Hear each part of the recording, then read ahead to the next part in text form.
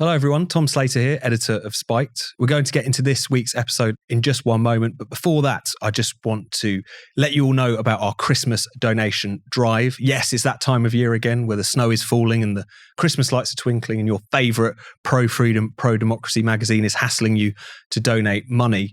But as we ask our readers and our listeners and our YouTube viewers to dig deep for us this Christmas to keep us fighting the good fight into 2023, you can rest assured that your money is going to great use. It's been a hell of a year. The world's been turned upside down once again, but Spiked has continued to make the case for freedom, for more democracy, for common sense in an increasingly deranging age.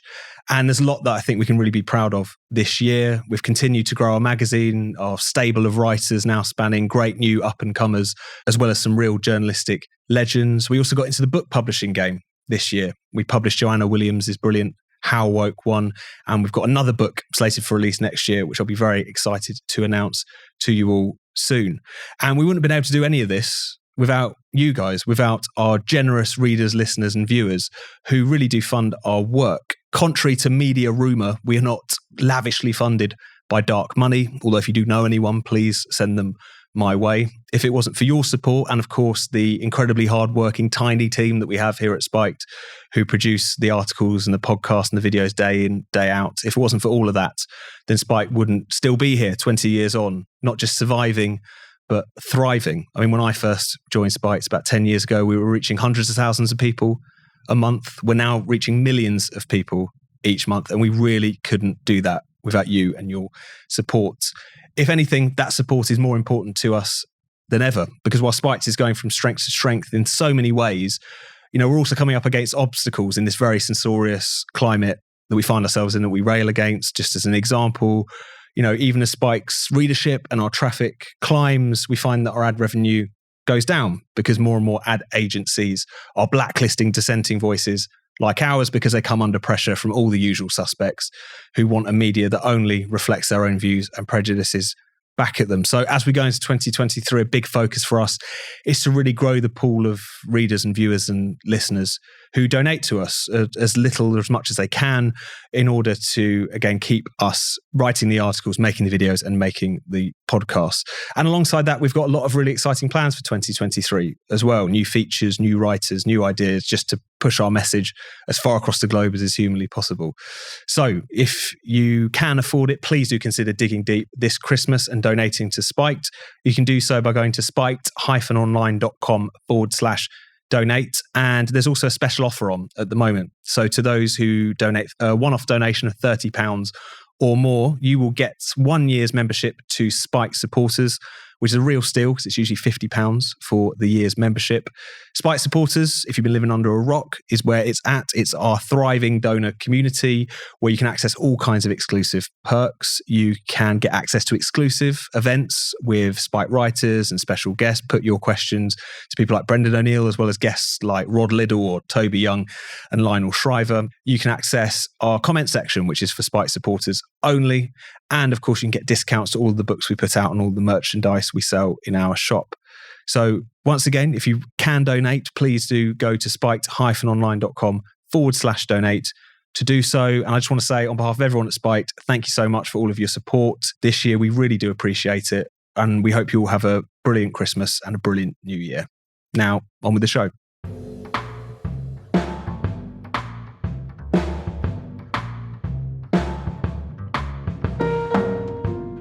Welcome to Last Orders, a Spiked podcast all about freedom and the nanny state.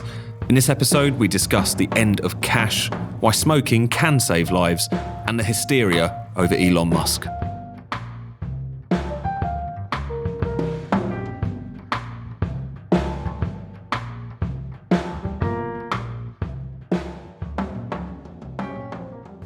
Hello and welcome to Last Orders. I'm Tom Slater, editor of Spiked, joined as I am in every episode by Chris Snowdon from the Institute of Economic Affairs. Hello, Chris. How are you doing? I'm all right. We've got a bit of a virus. Not COVID, I hope. No. It's much worse than it. And we're delighted to be joined once again on the show. His third time on the show, I believe. Stand-up comedian, host of the brilliant podcast What Most People Think, Geoff Norcott. Geoff, thanks for joining us again today. I won't lie, lads. I was out having a couple of beers last night, and I did consider making something up because I was past the 4 beer mark, and I thought But you know what? I'm going to just see what comes out. I think I should. I'm going to, and the problem is if it goes well, I'll then need to drink more for my career. And that's not necessarily a problem, let's be honest. And speaking of your career, you're on tour at the moment, or you're going to be on tour in the new year, were you saying? Yeah, just got a bunch of work in progress shows that are going up. We're doing them in April, May and early June. Because for the last tour, it was coming out the back end of COVID. And it was that weird thing that comedians always benefit from is everyone having experienced the same thing. So like you can talk about school or having a mum and dad. Well, I mean, not everyone has a mum and dad, but God, there you go. I've already been exclusionary and triggering. But you know, COVID, a lot of comedians felt like they came into those tours post-COVID, one with a lot of zeal to be on stage.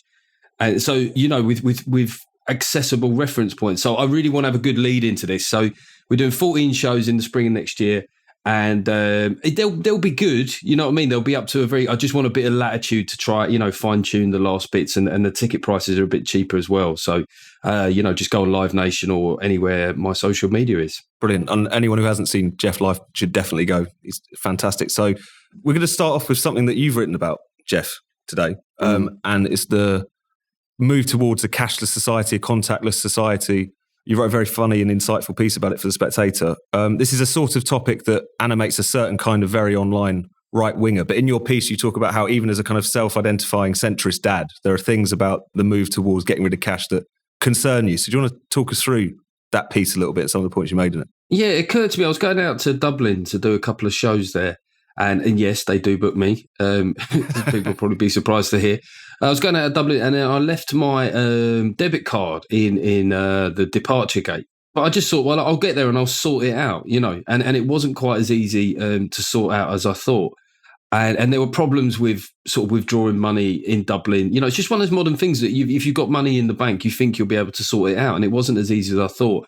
And then when I got back to the UK, my bank sort of messed up the first dispatch of the new debit card.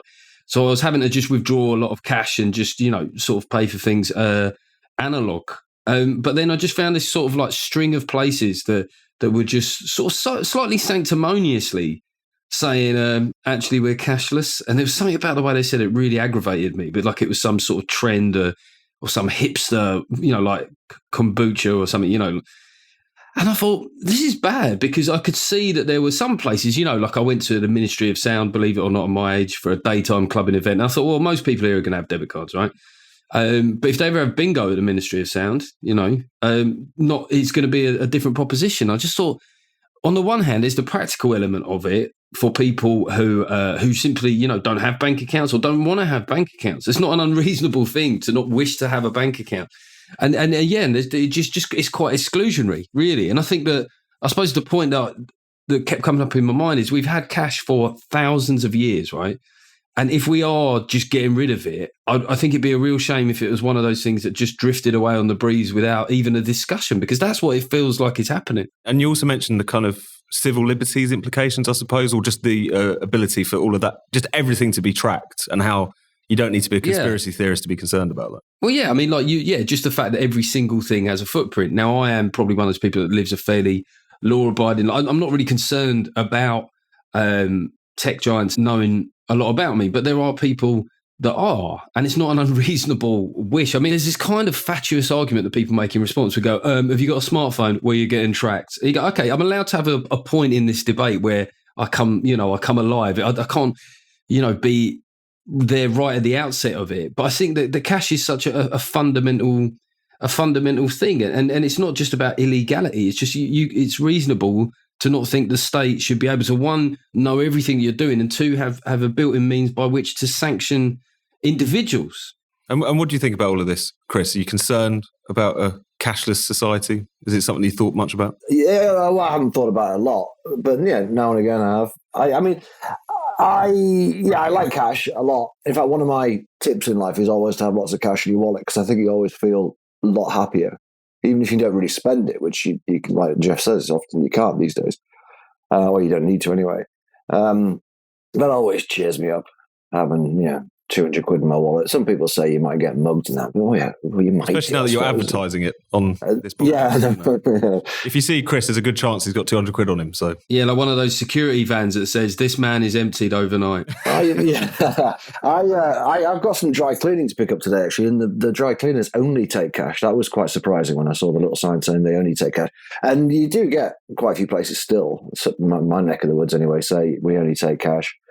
And you do wonder why. Do you know what I mean? Mm-hmm. I mean, Geoff says he's not sticking up for criminals or anything, but you do wonder if there's a bit of tax dodging going on, which I'm not really opposed to. And I do worry about, drug dealers and so on, how they're going to survive in a post-cash world. I guess they could use crypto. That's true. But, it's quite unreliable, quite unstable, as we found in recent years. So I'm very much in favour of cash, but I think it will more or less die out. I don't think it will probably completely die out. And I have to say, I don't really go with this thing about, what about people who haven't got bank accounts? Why wouldn't you have a bank account? Really? Really? What reason is it to not have a bank account? Don't you have to have an address? Yeah. Well, you need to have had an address at some point. Yeah. I mean, but that's not a huge ask. Some people just don't want to have bank accounts. Well, all right. But in that case, you're not going to be able to buy things in lots of shops. I mean, actions have consequences. I thought libertarians are all about living off the grid. You want to have a compound and... Well, yeah, if you want to live off the grid, then maybe you won't be able to buy coffee in Starbucks, because they're only accepting, cards, and that is their right. It's a bit like this voter ID debate, not to digress onto another issue, but the argument there is, well, what about people who haven't got a photo ID? Well, get a photo ID. I mean, come on, how many people? The vast majority of people have got a driving license. The vast majority of people have got a passport. If you haven't got one of those two things, you're a bit weird. You've obviously got a right to be weird, and you've got a right to vote. But you can get another photo ID. Join a library. We're not asking a huge amount. These seem like very feeble excuses to me. But the cash is so fundamental to how you operate as an individual on a day. That's why I think it stands outside of some of the things that you're mentioning there. And, I suppose, and God, I mean, if I bring up the Canadian truckers, I'm now sounding way more sort of Russell Brand than I intended to. But, there was a situation there where people were managed heavily by the state. And that's, it's also, I suppose people on the right are often accused of overusing the phrase thin end of the wedge. It's always not where it is now. It's potentially where it ends up. Having said that, I don't, and I said this in the article, I'm not one of these people that thinks this is a coordinated global economic forum type. I don't think any of the people involved, I don't think Jeremy Hunt is that guy. I think it's a succession of events which were sort of turbocharged by COVID. And a lot of companies just went, it's a real arse-ache to bank money. Let's not bank money. But it surprises me really because of, debit card charges all have various levels of charges applied to them. I'm sure, I don't think going to the bank once a week was that much of a ball ache, in comparison to saving anything from 1 to 3%, on your transactions. Yeah, that is very true. I mean, that really adds up. Visa and MasterCard make an incredible amount of money, and the banks make an incredible amount. And Amex is ridiculous. Right, yeah. Amex, you say in the article, in Dublin, they don't really take Amex. And it's kind of surprising anyone does, because it's like 3 or 4, maybe even 5%. For nothing, really. I mean, all you're doing is buying something. Why? Yeah. Amex is weird. It benefits people who have the card to some extent, but not the people who are selling. Doesn't it then put a lot of power in there? If cash is essentially obsolete, is that what is their motivation to not charge a hell of a lot more? Yeah, no, I mean, basically, Geoff, I do agree with you. I just don't think it's going to disappear anytime soon. And even if the government literally withdrew cash, we could still use dollars. I mean, currencies, you can use anything as a currency, as we've seen with these ridiculous cryptocurrencies. Which is a whole other kettle of fish, which would also anger the sorts of conspiracy theorists Geoff was talking about there. Geoff, you mentioned the thin end of the wedge, and whilst we're talking about the thin end of the wedge, it's a good place to move on to what's going on in New Zealand in relation to smoking. Because Chris, for a very long time, you've talked about how the plain packaging or any of these kind of piece by piece restrictions, it's all heading in one direction. It's prohibition, and people would often snort at that. They say you're being alarmist or whatever. But what New Zealand seem to have slated for is essentially to make New Zealand smoke-free, as they put it in their euphemistic way. But It's about getting rid of it entirely. I mean, we've seen plans like this mooted over here, but it actually seems like they're going ahead with it. Do you want to tell us a bit more about what it's going to look like? Yeah, they are fully going ahead with it. So they're saying that anybody born after January the 1st, 2009 will never be able to buy cigarettes. So the people who are 14 basically now will be the last people who can ever buy cigarettes in New Zealand. And that's got a lot of coverage. And it's been interesting to see the nature of the coverage, which has basically been either neutral or kind of approving of this. And it is prohibition. The thing that's kind of gone under the radar, which is way more important than this kind of incremental age-based prohibition, is the fact they're going to take nearly all the nicotine out of cigarettes. So it's not like, people who are already smoking will be able to smoke for the rest of their lives and they don't need to worry. They won't at all. They will effectively not be able to buy cigarettes. I mean, a cigarette with hardly any nicotine, and they are going to bring it down to like 5% of what's in it now. So essentially it's completely unsatisfying. There's no point buying cigarettes unless you just want to kill yourself and you're not interested in enjoying them. All the bad stuff, none of the good stuff. Yeah, a really labour-intensive form of suicide. Right, yeah. You can vape as well and have some patches on and have the cigarette just for the tar. That's the real thing. That's a real prohibition in effect. And they're going to do that very, very soon. So effectively, cigarettes are going to be banned within the next 2 or 3 years in New Zealand. And that will almost certainly have all the predictable consequences of, black markets, robberies and smuggling and general criminality. And hopefully it will fail so badly that it'll scare other countries off from doing it. But they have got a number of advantages in New Zealand, particularly in terms of its geography. And it's also a small population. Only about 8% of people in New Zealand smoke now. So it's not a massive market, even for tobacco smuggling industry. Having said that, they're already seeing a lot of tobacco smuggling in New Zealand just because they've got really high taxes. So anyhow, the point is this is prohibition, and it's not even incremental prohibition. It is actual prohibition. It's going to happen very soon. And what gets me more than anything about it is, like you say, Tom, it's been pretty obvious that this is the end goal, okay? And if you look at surveys going back decades, there have always been about 20 or 30% of people who just think that cigarettes should be banned outright. And that's a perfectly, reasonable position to take. You can make that case, but the anti-smoking movement have never been officially part of that 20 or 30%, and they've always denied it. And I've been in debates with these people down the years about all sorts of different policies, smoking ban, display ban, plain packaging, and you call them prohibitionists, and they flat out deny it, and they say, well, it's hysteria. Of course we're not trying to ban cigarettes. That would be ridiculous. All this kind of stuff. We're just trying to regulate the industry. We're just trying to protect young people. And it's always been, from the outset, it's always been incredibly disingenuous and dishonest. And they were just waiting for their moment when smoking rates were so low that they weren't going to get real kickback. And in New Zealand, like if you're rich and white, the chances of you being a smoker are almost zero. I mean, it's incredibly low rates of smoking amongst people on high incomes and white people. But the Maori smoking rate is like 30%. It's like incredibly high.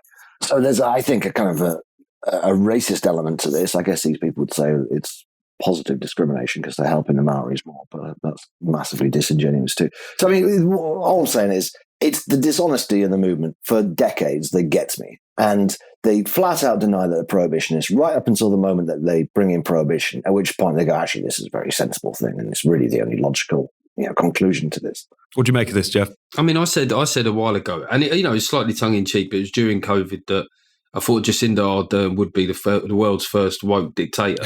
Right? And it's sort of a joke to allude to say, but I wonder if there's something in it now because, I've been listening to this series about dictators and there's always that thing at the beginning is that there's something in them that will never be satisfied. So, if you did ban smoking completely, that feeling would just apply to something else. It would never stop there because it hasn't stopped. And Chris is right, whether packaging or advertising, they've minimised it to the point where it's almost irrelevant, really, as a number. And I find it hard because I really don't like smoking. I grew up in a house where all my family smokes. It used to wind me up. Like I hate defending it. But this idea that you can sort of withdraw something popular because of a set of values that you hold, and be quite aggressive about it. I would stand up against that generally because it won't be the last thing. As you've seen, there's already, it's happening with vaping.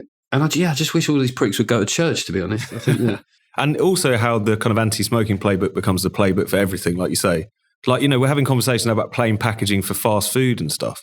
That would have sounded completely crackers, like even about 5 years ago. Well, you could eat crackers, though. I mean, they would be allowable. Yeah, sure. Fairness. Depending on what you put on them, but I'm sure it'd be fine. Right. But despite the fact that we now know for a fact that we end with prohibition with the anti-smoking movement, right? It's actually happening in New Zealand, and other countries are talking about the same thing. That'd be really crap speakeasy, though, wouldn't it? People just smoking Benson and Hedges. It have none of the glamour of the US era with alcohol.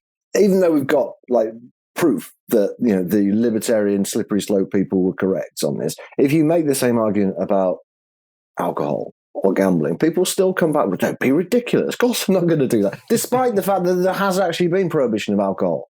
100 years ago, there still is prohibition of alcohol in various countries around the world. Gambling was banned until the 1960s in this country. It's not like these things never happened.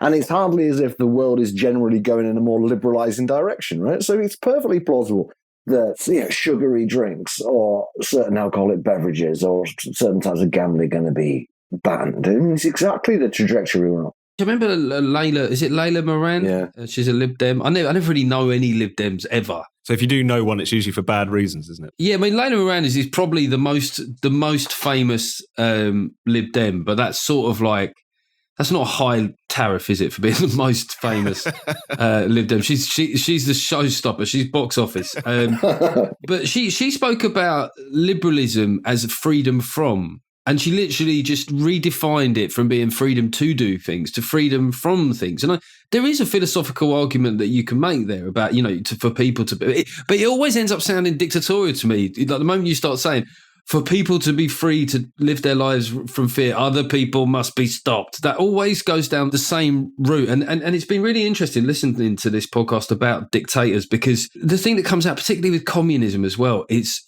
such a well-worn cliche about the road tells paved with good intentions. But do you remember that film, the 12 Monkeys, when the guy smokes a cigarette, which is 90% filter?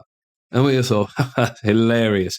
I think that if New Zealand still had that in 10 years, the Libertarians would have scored a big victory, because the direction of travel is much more restrictive than that even. And it's interesting that people don't see it as authoritarian anymore. Like, it's just seen as sticking up for grubby-fingered people who are the kind of from the wrong side of the tracks. It's a very unattractive kind of cause to hold up, as Chris has for many years. But it's so authoritarian, like just to say that this habit that you have, which at this point, particularly with smoking bans and so on, really doesn't impact anyone but you and the people immediately around you. And yet the willingness to sort of take it away. And like, without wanting to generalize or broaden this out too much, that sort of illiberal liberalism, which sort of really defines someone like Ardern or Trudeau or Biden even, like it seems to be getting more intense on several different fronts. It's not just the lifestyle stuff, it's everything, Well, it's very, to use the language of that side of the debate, it's very gaslighty. And they move bit by bit where, it always starts off with we're trying to do the right thing, as though the right thing isn't in itself a subjective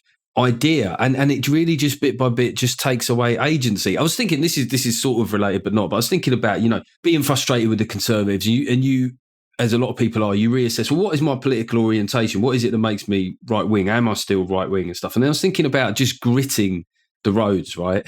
Like, if every single person had a bag of grit, and when it snowed you did the bit just outside your house, it would be fine, right?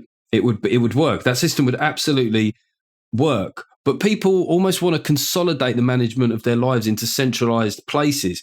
But the point about gritting your own drive is there's something really good about that. There's something really healthy about attending to your own situation. But I don't think people in this country have sort of, because as Chris says, these things are done so gradually and incrementally, I don't think that people realise that even in the space of a 20-year period, how much the culture has shifted towards the sort of microscopic management of behaviour. So gritting roads, that's the council have been doing that for a long time, but it's just an example of how you see the world. I think that there's something morally healthy in going, that is my job to do that. That is my responsibility. And by us all doing that, it will help make the world better. Whereas, left-wing people, well, let's just pay a bit more council tax and they handle it. It's always, the answer is always centralising things and paying more tax. And inevitably, the person that pays more tax, it should never be them either. So they don't really ever... They want things to be better, but they don't actually assert a role for themselves at any stage of how it becomes better. Let's stay on the topic of smoking for a second, Chris, because recently on Spiked, you published your masterpiece on this particular topic, which is the banter hypothesis, as you've called it, the question of whether or not smoking was actually effectively a kind of prophylactic against COVID. It's something you've been following for a very long time, collecting dozens of studies. You've put it all in one place for us. Do you want to tell us a little bit more about that, where we're at with that whole big burning scientific debate that everyone's been following very closely? Yes, because this podcast has been the leading source of news on this important issue. The rest of the MSM have been turning a blind eye. Rod Little actually mentioned it in the Sunday Times last week, which was nice, but that's literally the only time anyone mentioned it for a long time. The evidence that people who smoke are significantly less likely to get COVID-19. I've been tracking all the studies that look at this for some time now, and I finally got to 100. So I've been listing them on my blog. Finally got to 100. I thought, well, that's a good time to stop, because 87 of them showed a statistically significant reduction in risk of catching COVID among smokers, which seems fairly compelling. And it's not as if the other 13 strongly go in the other direction. They're mostly just kind of mixed results, really. So I wrote this up for Spiked, my final word on the matter, really, as a matter of interest. But also it's quite interesting that if you Google this particular area, you just see the same websites that basically deny it, some of which are 2.5 years old. Just the WHO going like, well, we don't think there's any evidence for this, or there's not enough evidence for it, or whatever. Or obfuscating and saying, well, smokers who get COVID are in a worse state as a result. Well, that may be true, but that's not the question at stake. The question is whether they are less likely to get it in the first place. And I noted that my initial article about this way back in 2020 was flagged as fake news on Facebook. Now, I'm not on Facebook, so I don't know exactly what that looks like. Someone has told me it being flagged as fake news. But then this week, I found that an organization called Logically, which is Facebook's official fact-checking partner, had written something about my more recent article for Spiked, which flagged it as misleading, based entirely on like completely unspecified, possible flaws in the studies. Well, there's always possible flaws in epidemiological studies, obviously, and relied very heavily on the 2 or 3 websites that always come at the top of the search listings every time you type in tobacco and COVID or smoking and COVID or whatever. It's just the same stuff every time, and none of it rebuts the evidence or even really mentions the evidence properly. So this fact checking is incredibly lame and almost confirms what I say in the article, which is that people are anyone who casually searches for this will find really misleading stuff that just kind of ignores the evidence completely. And this official fact checker for Facebook, who presumably now has led to my article being flagged as fake news on Facebook again. I don't know if anyone's on Facebook. Let me know what that looks like. And his so-called fact-checking was a load of rubbish. It's just ridiculous. And you realise as well, they get these kind of fact-checkers from some kind of third-party organisation. They have no idea about this topic. They've never read about any of it until they had to have a look at your piece. They Google around a bit and then they hold forth on what is true and false. Yeah, I mean, fact checkers can be quite good. There are some good ones. It just felt misleading. They should have flagged it as inconvenient. Because for me, as someone who dislikes smoking, the idea that smoking could have benefits, I find it really uncomfortable. But if that's the truth, that's the world we should deal in. But there's the comic side of my brain that actually quite likes the perverseness of that nature, whereby you could end up, those old adverts where you're going, smoking is good for the lungs. It clears you out, mental in particular. Smoke. If you want to avoid COVID, smoke heavily, especially if you're pregnant. That idea is fucking hilarious to me. Yeah, obviously I take no pleasure at all from finding a positive health implication from smoking, but the facts are the facts. Exactly. And yeah. Well, the guy that is vaping his way through a cough, I think that your position is clear. Yeah, I'd be in a much worse state if I wasn't vaping and drinking my way through this fluey thing I've got. The fact checkers are generally very good. I don't like that a lot of nutters are kind of think that all fact checking is some sort of conspiracy and something's not true unless it's been described as untrue by a fact checker. A lot of them are very good. Full Fact's a great organisation. The Reuters fact checks are pretty good. Even Channel 4's fact checks are quite good. But the BBC one, not so good and tend to be a little bit, It's BBC fact check is dreadful. We had a run-in with them over the free speech on campus thing. Right. When we used to do a lot of research on that, they were saying there's only been 5 cases. And you thought, again, if you just spent more than 10 minutes on Google, you'd know that was complete nonsense. Yeah. So who will fact check the fact checkers? It becomes the issue. And just because you call yourself a fact checker, it doesn't mean that's the final word on the issue. I often wonder what sort of inspires them to fact check? I reckon they just get really fucking annoyed by something, Just they're like us. They're just on social media. I think that the one that they did recently that I particularly enjoyed, and it would have come up, I'm sure, with you guys a lot, is this. Well, they wasted 37 billion quid on track and trace. Yeah. Well, there's no such thing as track and trace. And I've always thought, if you could show me how you could even corruptly spend 37 billion quid on essentially people working out of a call centre. I mean, I would love to have seen that call centre. It would probably look like the head office of fucking Twitter. Do you know what I mean? People, free lunches, people who are operating the phones just arriving on Bentleys. It would have almost been like a Brewster's Millions style challenge to have spent that money. And that's what I find so odd, is that people that share the track and trace myth are like kind of bright people. And you go, if you just thought about it like for a second, it's not possible to spend that money. There's absolutely a debate to be had about the efficacy of test and trace. Did we test too much? That's another question that those kind of people never are, ask. But track and trace, it was just one of those things that embedded in the popular conscience very early. And then there was a Labour MP, I can't remember who it was, and he repeated it, and then Full Fact got stuck in. I really enjoyed it. And his original tweet, I mean, as is classically the case, his original tweet was like 30,000 likes, and then he sort of said, it does seem like I may have been talking utter shit, 12 likes, and still didn't delete the original one. And I think that I find that when a lot of people on the left have been the ones making the biggest noises about fake news and the threats to our democracy, and how often, the moment that they're challenged on this issue, they don't sort of live by the same standards. And I guess what they're thinking probably is, well, it's you fight fire with fire. But that really, that's not an argument. Saying, well, we lie because they lied. You're just another liar, really. And so I think that Full Fact, they typically do a good job, and they seem reasonably non-partisan. So let's go on to another criminally undercovered story, and that's Elon Musk's takeover of Twitter.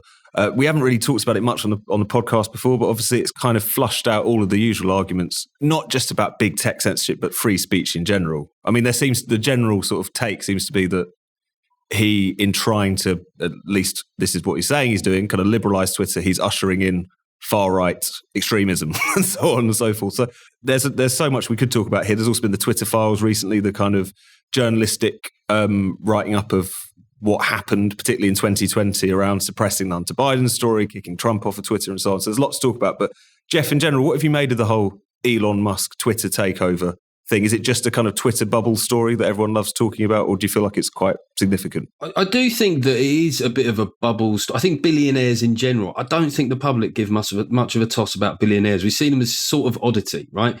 And I think that when I've worked on kind of topical shows, there's two things that I always think are they tend to suggest as stories but never play out in the record because the public aren't interested. One of them is space travel. For some reason, the public just don't give a fuck about space travel, right? And billionaires, I just think people they don't despise them. They just see them as this odd thing. I think that there is a resentment that Musk has made noises, some of which don't sound very left-wing. But in that, what there is a tacit admittance of the power of Twitter. And you're sort of admitting it was a bit biased before, because if it was changing, well, we're changing from what? Mm-hmm. And, it's the same argument that you get when the governance of the BBC gets called into question. Why is it that people that get most exercised about its role reducing or disappearing altogether all seem to hold roughly the same opinions? It's because there is a lean within that media organisation. I think it's madness, actually, people that are progressives leaving Twitter. I think this would be the worst time to leave Twitter, because even if it shuffles a little bit right, it will still disproportionately signal boost progressive ideas. It will, because just by sheer numbers game, the people that are online are more likely to be of a certain age and more of a political disposition. So the real issue that I think that no one can shy away from now is that this thing can be manipulated. And it was manipulated one way before, and now it's getting manipulated the other way. So we need to reckon with that fact. We know that newspapers have a bias. All organisations have a bias. But we sort of pretended to ourselves for a while that social media was this free marketplace, this of ideas, and evidently it wasn't. And it was fairly strictly managed. And I've got to say, like, the lack of coverage. I know that Twitter is a bubble idea, but the lack of coverage for some of the revelations about the Twitter files.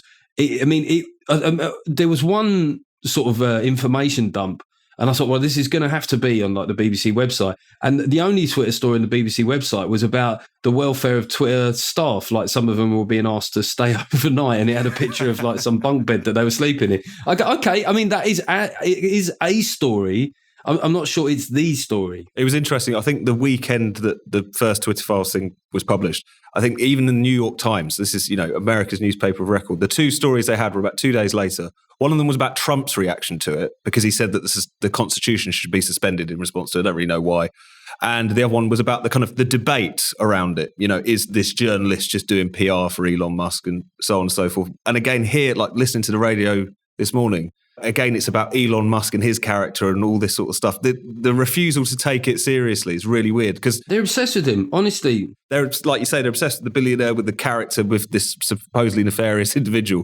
But the substance of what he's doing and what has been revealed for him taking this over has been completely missed, despite the fact, as you say, Geoff, it's just any claim that the kind of liberal left or the woke left had to, we don't really have any power, we don't really have any clout, people point at us and suggest that we're running things, how could we possibly? We're not, running the world.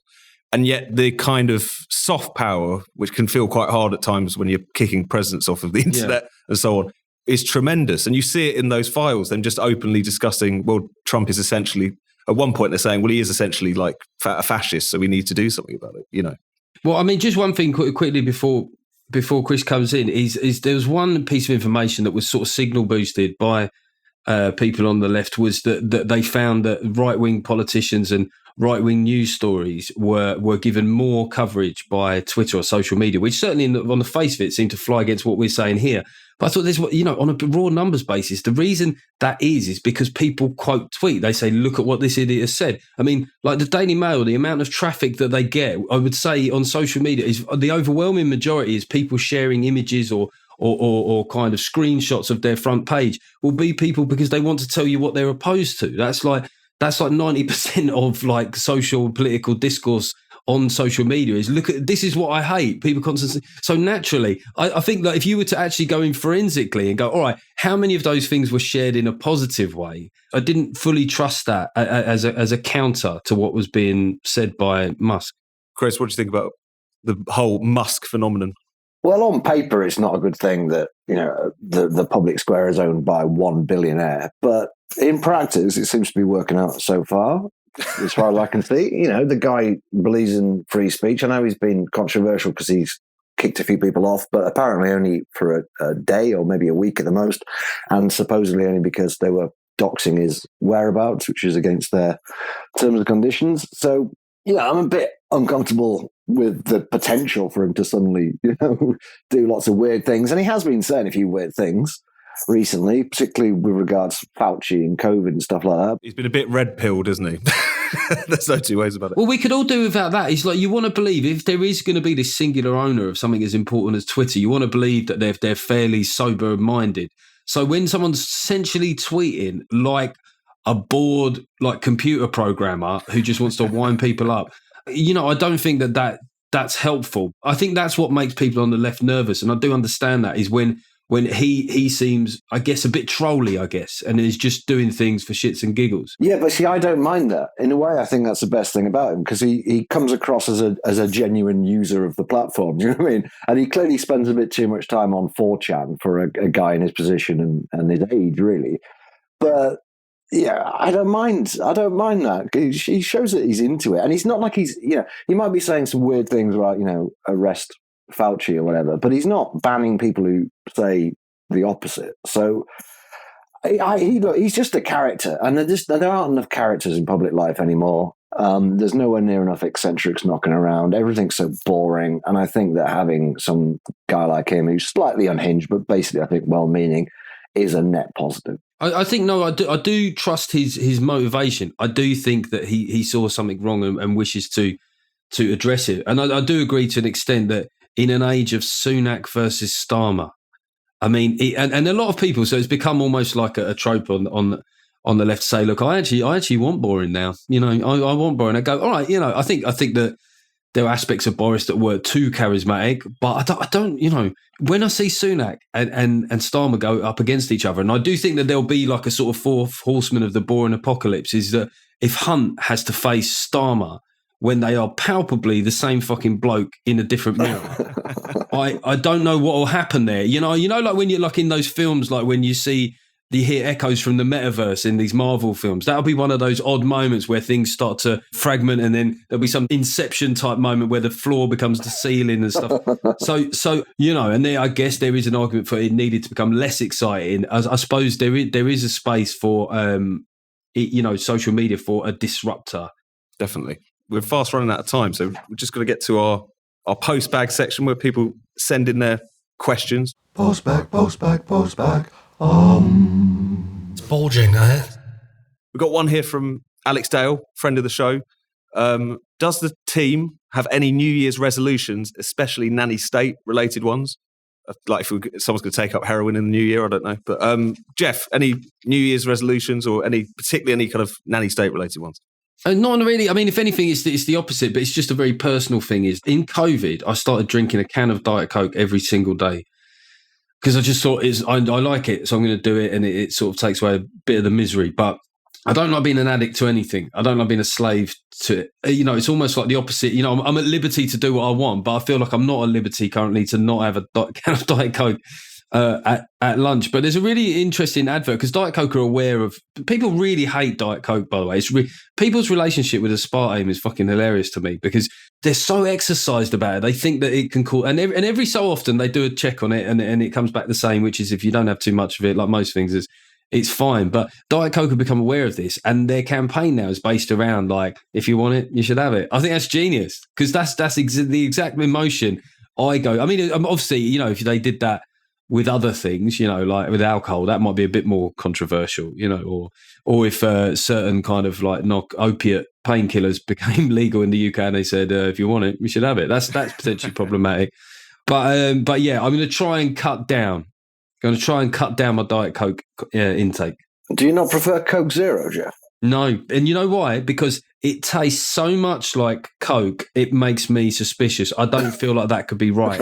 It's ridiculously... It even has a sense of a sugary taste in your mouth, that weird powdery sort of essence that's sometimes left on your teeth after an old-fashioned Coke. So, yeah, it's very counterintuitive, the reason I don't like Coke Zero. Because it's nicer.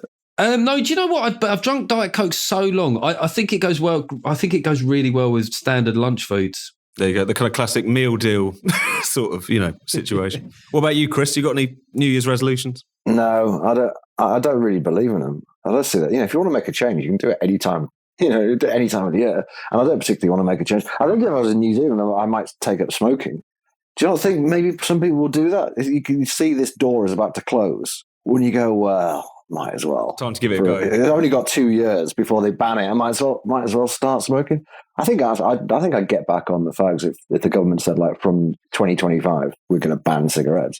And I'd like to think that most of the country will be with me. There are some aspects of smoking where the only time I've considered it is when it went to a tenner a box and people were still buying them. I was like, Jesus, this must be good. and it suddenly becomes such a sort of countercultural thing to do. So, I mean, like when I look at obviously I don't think young people should smoke, but when you see a young person who smokes rather than vapes, you're like, you're an interesting human. Like, there's so many reasons for you not to have done that. I mean, vaping's been made so easy with the single-use disposables now. The fact that they've gone, no, if smoking's been in my family for years, we've always been smokers. It's almost like being Jewish or something. That's who we are. Yeah, it's an incredible product, isn't it? And they haven't been able to advertise it for 20 years. It's really expensive and it kills you, and yet it still virtually sells itself. Still millions of people, even in this country, are smoking cigarettes. That's how good cigarettes are. That's what a quality product it is. Needs no promotion. That's a good slogan. Another sort of un-PC slogan. Smoking, it sells itself. You're not actually promoting it, are you? You think that might be a loophole around the advertising regulations? If you just said, this is the cigarette selling itself, it's not us, the manufacturers. On that note, we're going to have to leave it there. But Geoff, thanks so much for your time. And everyone should go and get tickets to his work in progress shows. You say to your website, Live Nation, where people can find all that? So Live Nation would be the best place to go. Just search Geoff Norcott and obviously give us a follow on social media. I can guarantee I'll be wanging on about live dates probably for the next year and a half. Brilliant. Well, Geoff, Chris, thank you very much. And we'll talk to our listeners again in the new year. And Merry Christmas, everybody.